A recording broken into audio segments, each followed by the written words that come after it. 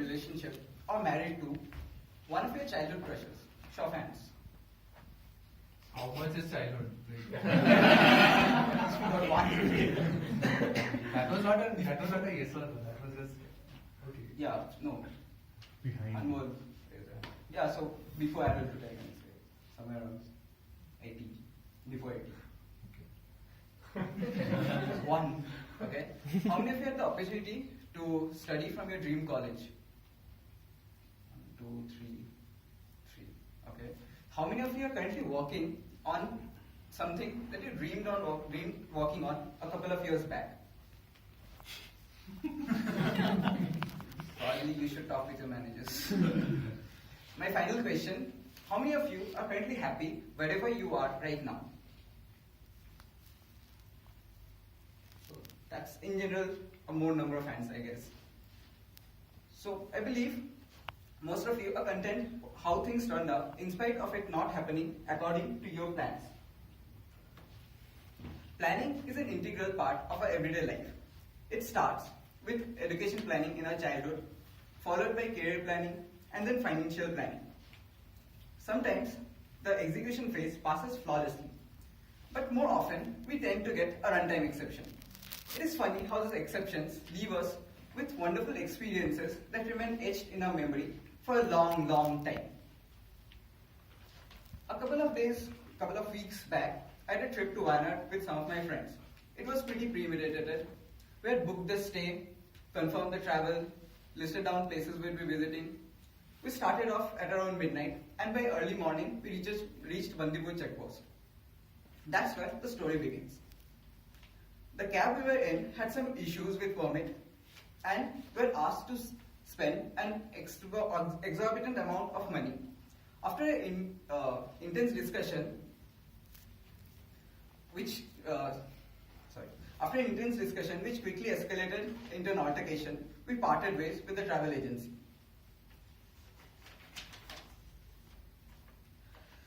Two buses and 4 autos later, we reached the homestay, sometime past 2 in the afternoon. We had received a warm welcome and some local tips on how to make the most of our stay. We started off with a session of visiting Tirunelveli, where we can see a temple and a river. After a long bus ride, we reached the spot. The journey was good, the destination not so much, but we still had hope, and we searched for the river, which we did find after descending a long flight of stairs and some painful barefoot walk. About this wide and maybe this deep. Till this day, I have my doubt it was a river. And then we ran back up the stairs and down the slope to catch the last bus back. That night, we were supposed to plan for the next 2 days and get our tickets booked for a return.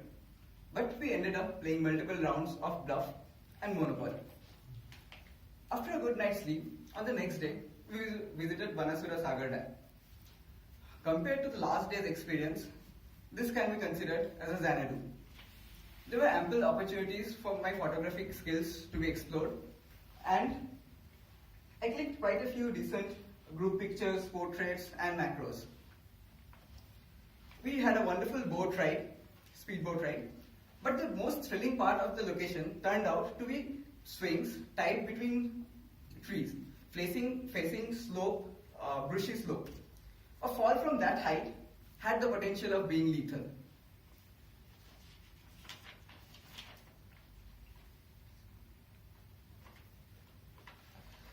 There is always more time for another game of Monopoly, said a wise man once. And so he played, be it late in the night or early morning.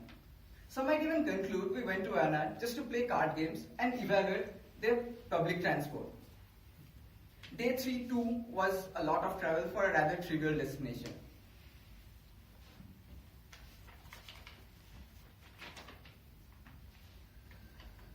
The first day, we were just 3 in an auto. On the last, there were 6 of us in one. Such experiences let us know how easy life is in a big city like this in Bangalore. Long distance bus journeys are a bit uncomfortable. Have you ever tried sitting on the last seat of a semi-sleeper single axle bus for the whole night? I belong to that end of the traveler spectrum who cannot sleep in a vehicle, switching between wide awake to almost asleep. So when the bus halted at 2 a.m., I rationalized. Drinking another cup of tea won't do me any more harm. After I found a pair of headphones, the last 3 hours of the journey was rather peaceful and soothing. The trip ended at around 7 in the morning when we each landed in the comfort of our own bed. I feel it is good sometimes for things to not work out according to plan. It gives us these wonderful experiences. When one door closes, another opens. And what is behind them might be drastically different, but it's better to explore those opportunities rather than banging on a shut door. We often get thrown off our trajectory. But oftentimes it makes sense to be spontaneous, live in the moment, and make the best of it. This Monday, a friend of mine shared a post, and I took the liberty of replying to it. So here's how it went. I'll keep it up here. Here's what Rahul posted on her deathbed. Why do you look at me like everything is over? Why do you ask when you as well know the answer? Why do you pray when you know things are bound to end? Why do you love when you know it boils down to hell? Why do you smile when you know tears are dear? Why do you kiss my lips only when the last breath is near? And here's my reply. Because today I'm alive. Because today I want to love. Today I share my love with all of my heart. And I pray today lasts. Today has given me this moment, hence today I ask. I look at you today, a bit scared, because maybe today is all I have got. But why not live it with no regrets and let tomorrow be tomorrow's thought? Thank you.